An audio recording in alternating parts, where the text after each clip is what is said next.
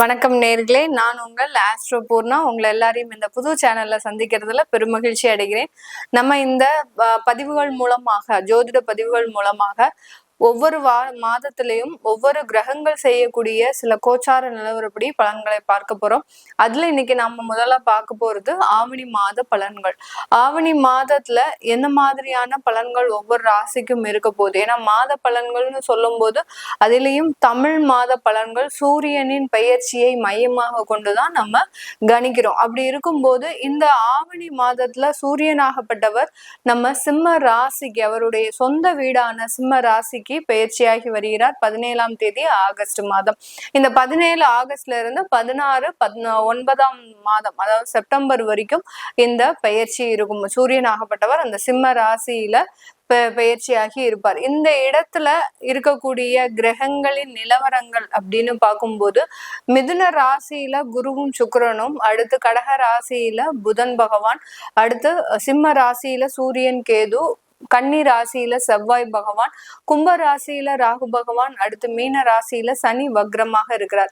இந்த ஆவணி மாதத்துல இருக்கக்கூடிய அந்த கிரகங்களின் பயிற்சிகள், 2 கிரகங்கள் மட்டும்தான் பயிற்சி ஆகுது. சுக்கிரனாகப்பட்டவர் 21ஆம் தேதி ஆகஸ்ட் மாதம் அந்த மிதுன ராசியிலிருந்து கடக ராசிக்கு பயிற்சியாகி வருகிறார்.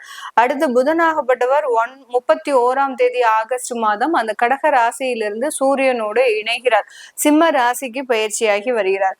அடுத்து இந்த மாதத்திலேயே, ஆவணி மாதத்திலேயே இந்த 2 கிரகங்களும், மாத கிரகங்களான சுக்கிரனும் புதனும் 2 தடவை பயிற்சி ஆகிறதுனால அடுத்து 15ஆம் தேதி செப்டம்பர் மாதம் புதனும் சுக்கிரனாகப்பட்டவர் கடக ராசியிலிருந்து சிம்ம ராசிக்கும், புதனாகப்பட்டவர் சிம்ம ராசியிலிருந்து தன்னுடைய ஆட்சி வீடான, உச்ச வீடான அந்த கன்னி ராசிக்கு பயிற்சியாகி வருகிறார். இதுதான் இந்த ஆவணி மாதத்தில் கிரகங்களின் கோச்சார நிலவரங்கள்.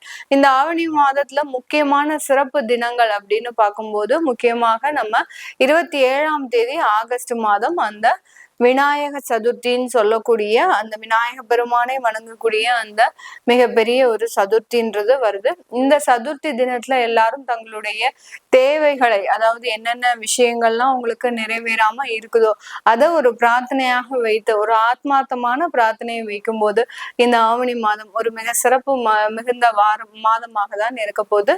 இப்போ நம்ம ஒவ்வொரு ராசிக்கும் உண்டான பலன்களை பற்றி பார்க்கலாம். மகர ராசி அன்பர்கள் நிறைய உழைக்கும் திறமையுடைய நண்பர்கள் தான். மகர ராசி அன்பர்கள் அப்படின்னு சொன்னாலே ரொம்ப எளிமையும் இருக்கும், அதே சமயத்துல அதிகப்படியான ஒரு சுறுசுறுப்பும் இருக்கும். சில மகர ராசி அன்பர்கள் ரொம்ப சோம்பேறித்தனமாக இருப்பாங்க.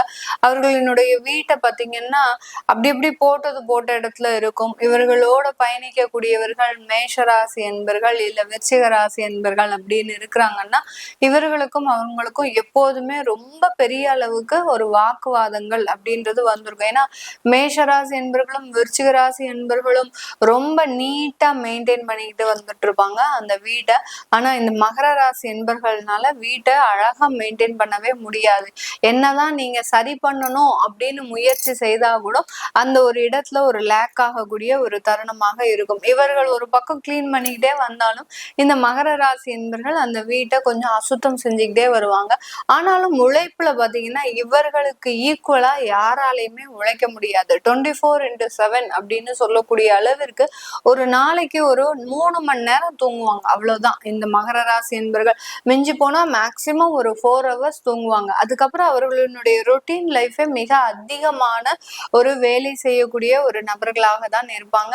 இந்த ஆவணி மாதம் இந்த ராசி என்பர்களுக்கு இவர்களினுடைய உறவு முறைகள்ல, அதாவது திருமணம் சம்பந்தப்பட்ட உறவு முறைகள், புதிதாக திருமணமான உறவுகள், அடுத்து பாத்தீங்கன்னா நீண்ட கால உறவுகள்ல இருக்கக்கூடிய சில பிரச்சனைகள், இது எல்லாமே கொஞ்சம் முடிவுக்கு வரக்கூடிய ஒரு தருணம். நிறைய பிரச்சனைகள்ல இருக்க உறவுகள்ல தேவையில்லாத ரிலேஷன்ஷிப், அடுத்து பாத்தீங்கன்னா குழந்தைகளுக்காக ஒன்று சேர்ந்து வாழக்கூடிய ஒரு மனப்பான்மை, சூழ்நிலை கருதி அட்ஜஸ்ட் பண்ணக்கூடிய ஒரு சிச்சுவேஷன், இது எல்லாத்தையுமே கடந்து வந்த இந்த மகர ராசி என்பர்கள் இப்போ இந்த ஆவணி மாதத்துல அதற்குன்னு சில முடிவுகளை முக்கியமான ஒரு முடிவுகளை எடுக்கக்கூடிய ஒரு தருணம்.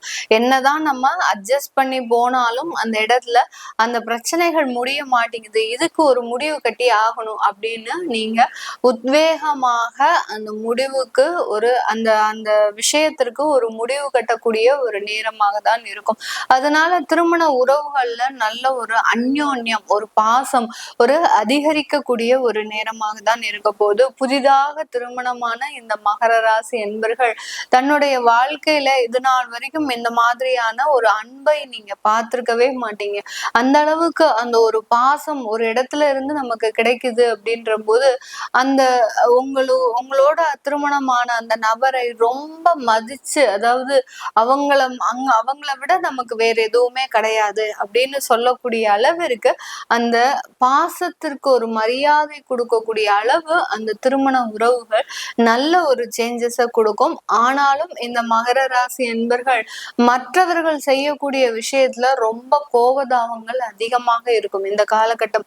ஏன்னா உங்களுடைய ராசி அதிபதி வக்ரமாக இருக்கிறதுனால உங்களுக்கு அந்த மாதிரியாக மற்றவர்கள் ஏதாவது ஒரு பிழைகள் செய்தாலும், மற்றவர்கள் ஏதாவது ஒரு தேவையில்லாத ஒரு தவறுகள் செய்தாலும் இந்த இடத்துல நீங்க ரொம்ப அளவுக்கு அதிகமாக கோவப்படுவீங்க. கோவப்படக்கூடிய குணமே இந்த மகர ராசி என்பர்களுக்கு கிடையாது. அப்படி இன்னும் கோபம் வருது, எப்படி வருது அப்படின்னு கேட்டீங்கன்னா, இந்த சனி வக்ரமாக இருக்கிறதுனால இந்த மாதிரியான ஒரு தேவையில்லாத ஒரு முரண்பட்ட ஒரு வாக்குவாதங்கள் அப்படின்றது இந்த இடத்துல கண்டிப்பாக இருக்கும். இதுக்கு நீங்க செய்ய வேண்டிய ஒரே ஒரு விஷயம், பெரிய அளவுக்கு சில விஷயங்கள்ல நீங்க இன்வால்வ் ஆகக்கூடாது. ஆனீங்க அப்படின்னா அது மிகப்பெரிய ஒரு ஏமாற்றத்தை கொடுக்கும். உங்களுடைய கையில இருக்கக்கூடிய பணம் எல்லாமே கடந்த ஒரு 3 மாத காலமாக கரைஞ்சுக்கிட்டே இருக்கு. என்ன நடக்குதுன்னே உங்களுக்கு தெரியாது. இது நாள் வரைக்கும் அந்த சேமிப்பு இருக்கு அப்படின்ற ஒரு மன தைரியம் இருந்தது. இப்ப பாத்தீங்கன்னா நம்ம கிட்ட அந்த சேமிப்பு கூட இல்லையே, நம்ம ஒரு சேவிங்ஸ் கூட இல்லாம இப்படி அந்த கையில இருக்கிற பணமும் கரைஞ்சிக்கிட்டே வந்தது அப்படின்னா நமக்கு மிகப்பெரிய ஒரு இழப்புகள் அதிகமாகிக்கிட்டே வருமே அப்படின்னு சொல்லக்கூடிய அளவிற்கு அந்த இழப்புகளை ஈடுகட்டக்கூடிய அளவிற்கு சில வருமானங்களை நீங்க தேடி செல்லக்கூடிய ஒரு தருணமாக தான் இந்த ஆவணி மாதம் இந்த ராசி என்பர்களுக்கு இருக்க போகுது. அதனால இரட்டிப்பு வருமானம் அப்படின்றது இந்த ஆவணி மாதம் இந்த ராசி என்பர்களுக்கு இருக்கும். அந்த வருமானத்தை சீர்பட செய்கிறீங்களா, அதாவது திட்டமிட்டு செயல்படுறீங்களா அப்படின்றது இன்னொரு இடத்துல அது ஒரு கேள்விக்குறியாவே இருக்கும். ஒரு இடத்துல வருமானம் வந்தாலும் இந்த இடத்துல செலவுகள்ன்றது உங்களுக்கு அதிகப்படியாக காத்துக்கிட்டே இருக்கும். தேவையில்லாத ஒரு செலவுகள், அனாவசிய செலவுகள், உங்களுக்கு பாத்தீங்கன்னா திடீர்னு இருந்தாப்புல கிரெடிட் கார்டு வாங்கியிருப்பீங்க. அந்த கிரெடிட் கார்டு மூலமாக இருக்கக்கூடிய கடன்களை அடைக்கிறது, இந்த அடுத்த மாசம் கட்டிடலாம் அடுத்த மாசம் கட்டிடலாம்னு போட்டுட்டு வந்ததே கிட்டத்தட்ட 6 மாசம் உங்களுக்கு அதுல இன்ட்ரெஸ்ட் ஏறி இருக்கும், வட்டி ஏறி இருக்கும். அடுத்து பாத்தீங்கன்னா உங்களுக்கு தேவையில்லாத அந்த ஒரு நமக்கு வந்த அமௌண்ட்டை அங்க போய் கட்டக்கூடிய ஒரு சுச்சுவேஷனுக்கு நீங்க ஆளாகுவீங்க. அந்த அளவுக்கு அந்த தேவையில்லாத செலவுகள் அப்படின்றது நீங்களே கிரியேட் பண்ணக்கூடிய அளவிற்கு இந்த மாதத்துல இந்த ராசி என்பவர்களுக்கு இருக்கும். அதனால கொஞ்சம் வரக்கூடிய பண வரவுகளை திட்டமிட்டு செயல்பட்டீங்க அப்படின்னா கண்டிப்பாக மிகப்பெரிய ஒரு லாபம்ன்றது இந்த ராசி என்பர்களுக்கு கிடைக்கக்கூடிய ஒரு நேரமாக இருக்கும். உங்களுடைய இந்த மகர ராசி என்பர்களினுடைய சுகஸ்தானாதிபதி பாக்கியஸ்தானத்துல இருக்கிறதுனால கண்டிப்பாக உங்களுக்கு கிடைக்க வேண்டிய பண வரவுகள் முழுமையாக கிடைக்கக்கூடிய ஒரு நேரமாக இருக்கும்.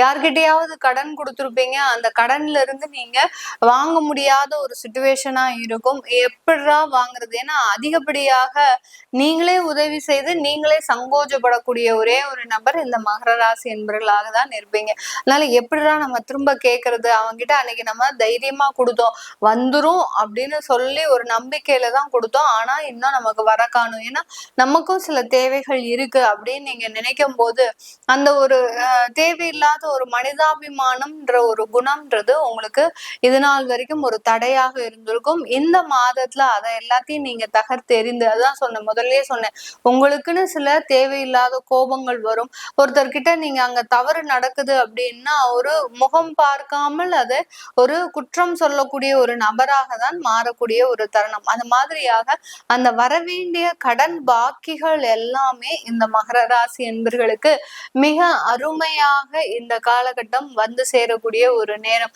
அதை வச்சு நீங்க நிறைய பிளான் பண்ணியிருப்பீங்க, கண்டிப்பாக பிளான் பண்ணலாம்.